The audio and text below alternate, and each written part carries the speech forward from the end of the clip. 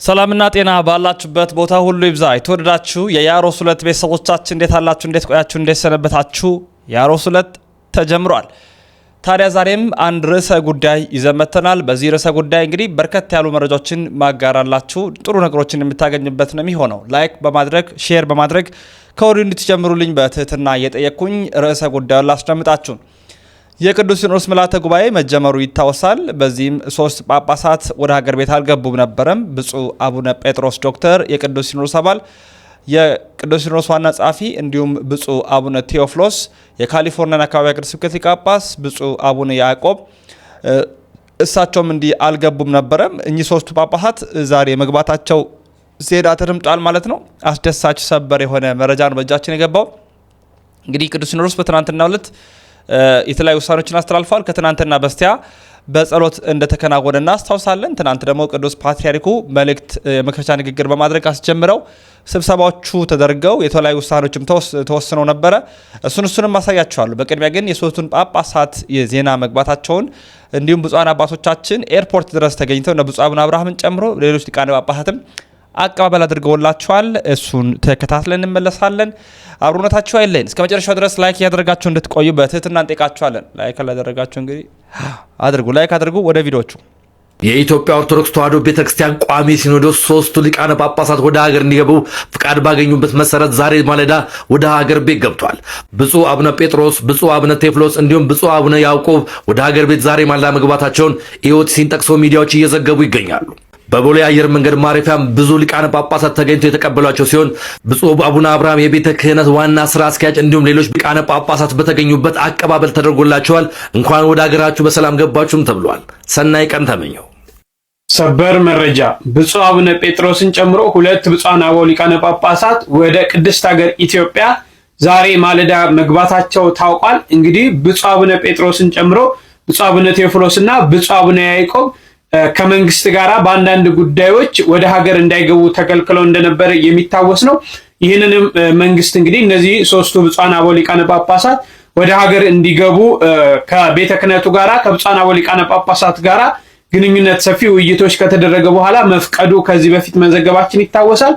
አሁን ደግሞ ተከትሎ ዛሬ ግንቦት 7 ቀን 2017 ዓ.ም ብፁዕ አቡነ ጴጥሮስ፣ ብፁዕ አቡነ ያዕቆብና ብፁዕ አቡነ ቴዎፍሎስ ወደ ቅድስት ሀገር ገብተዋል። በአየር መንገድ ቦሌ አየር መንገድ ማረፊያም ሲደርሱ በብፁዓን አበው ሊቃነ ጳጳሳት ብፁዕ አቡነ አብርሃምን ጨምሮ ሌሎች ብፁዓን አበው ሊቃነ ጳጳሳት በተገኙበት አቀባበል ተደርጎላቸዋል። እንግዲህ ለግንቦቱ ሲኖዶስ ትላንትና መጀመሩ የርክበ ካህናት ቅዱስ ሲኖዶስ ስብሰባ ትላንትና ግንቦት 6 መጀመሩ የሚታወስ ነው።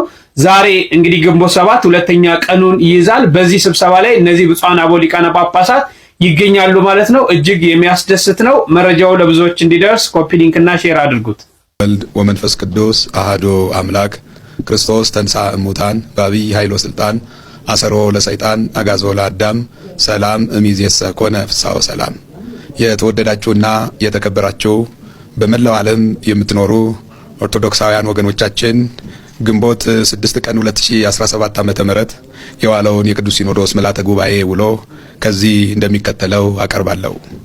በፍትህ መንፈሳዊ አንቀጽ 5 ቁጥር 164 ድንጋጌ መሰረት ከግንቦት 6 ቀን 2017 ዓ.ም ጀምሮ የሚካሄደው የቅዱስ ሲኖዶስ ምልዓተ ጉባኤ በብፁዕ ወቅዱስ አባታችን አቡነ ማትያስ ቀዳማዊ ፓትርያርክ ርዕሰ ሊቃነ ጳጳሳት ዘኢትዮጵያ ሊቀ ጳጳስ ዘአክሱም ወዕጨጌ ዘመንበረ ተክለ ሃይማኖት የመክፈቻ ንግግር ተከፍቷል። በሕገ ቤተ ክርስቲያን ድንጋጌ መሰረት በቋሚ ሲኖዶስ ተወስኖ ለርክበ ካህናቱ የቅዱስ ሲኖዶስ ምልዓተ ጉባኤ መነሻ ረቂቅ አጀንዳ ለጉባኤው ቀርቦ በጉዳዩ ላይ ውይይት ከተደረገበት በኋላ በሕገ ሲኖዶሱ መሰረት በምልዓተ ጉባኤው የተመረጡ 7 ብፁዓን አበው ሊቃነ ጳጳሳት ያሉበት አርቃቂ ኮሚቴ ተሰይሟል። በዚሁም መሰረት ሊሆኑ የሚገባውን ተመልክተው ለቅድስት ቤተክርስቲያናችን የሚጠቅሙ ውሳኔዎችን ለመወሰን የሚያበቁ አጀንዳዎችን ከተራ ቁጥር 1 እስከ 23 በማዘጋጀት ለጉባኤው አቅርበው ጉባኤውም በጉዳዩ በአጀንዳዎቹ ላይ ተነጋግሮ በምልዓተ ጉባኤው ከ1 እስከ 23 የተቀመጡት አጀንዳዎች ጸድቀዋል። በዚሁም መሰረት በአጀንዳ ተራ ቁጥር 1 ላይ በብፁዕ ወቅዱስ አባታችን ለርክበ ካህናቱ የቅዱስ ሲኖዶስ ቀኖናዊ ጉባኤ ያስተላለፉት የመክፈቻ መልእክት በአገር ውስጥና በውጭ ሀገር ባሉት አህጉረ ስብከት ሁሉ የሥራ መመሪያ ሆኖ እንዲተላለፍ የቅዱስ ሲኖዶስ ምልዓተ ጉባኤ በዛሬው ዕለት ወስኗል።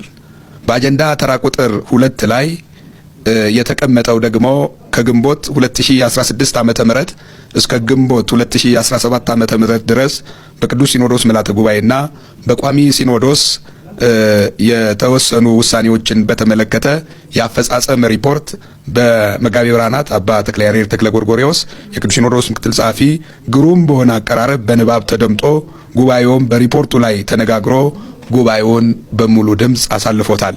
በዚሁ ውሎ እነዚህ ውሳኔዎችን አግኝተዋል። በነገው ዕለት ደግሞ የኮሪደር ልማት አፈጻጸም ሪፖርትን በተመለከተ ምልዓተ ጉባኤ ያሳለፈውን ውሳኔና በነገው ዕለት ቀጣይ ውሳኔ የሚያገኙትን በዚሁ መልክ እናቀርብላቸዋለን። ወስብሐት ለእግዚአብሔር። ርክበ ካህናት ማለት ተገናኝቶ ራስን ማረም፣ ሐዋርያትን ተመለሱ ወደ እውነተኛ ዓላማችሁ እንዳለ የመታረሚያና የማረሚያ ጉባኤ ነው። ስለዚህ ምድራዊነትን ማረም የቅዱስ ሲኖዶስ ጉባኤ በዓመት 2 ጊዜ ነው። ይህ የሆነበት ምክንያት አለው። እግዚአብሔር ለሙሴ በዓመት 2 ጊዜ ቀንደ መለከት እንዲነፋ አድርግ ብሎታል። ከዚያ የተነሳ የወንጌልን ቀንደ መለከትነት ለሕዝብ የሚያዳርሱ ሊቃነ ጳጳሳት በዓመት 2 ጊዜ ተሰብስበው የእግዚአብሔርን አዋጅ ይናገራሉ። ይኸውም ምክንያት አለው። አሁን በርክበ ካህናት ተሰብስበው በልጉንና ክረምቱን ይመግባሉ። በጥቅምት ተሰብስበው መከሩንና በጋውን ይመግባሉ። የማለፍን ማለት ነው። ለ6 ወር አንድ ጊዜ ለ6 ወር አንድ ጊዜ ጸለዩለት ማለት ነው።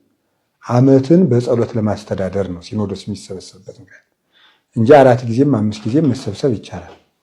2 ጊዜ የሚሰበሰቡበት ምክንያት እግዚአብሔር ለመንፈቁ ሰላም እንዲሰጥ 2ቱን ወቅቶች በጥቅምት 2ቱን ወቅቶች በግንቦት ተሰብስበው ይባርካሉ። እግዚአብሔር ዘመንን እንዲባርክ ዓመቱን እንዲባርክ በ6 ወር ሰላም፣ ፍቅር፣ አንድነት እንዲሆን በ6 ወር ደግሞ ሰላም፣ ፍቅር፣ አንድነት እንዲሆን 6ቱን ወር አንድ ጊዜ 6ቱን ወር አንድ ጊዜ በጸሎትም ለመባረክ ነው።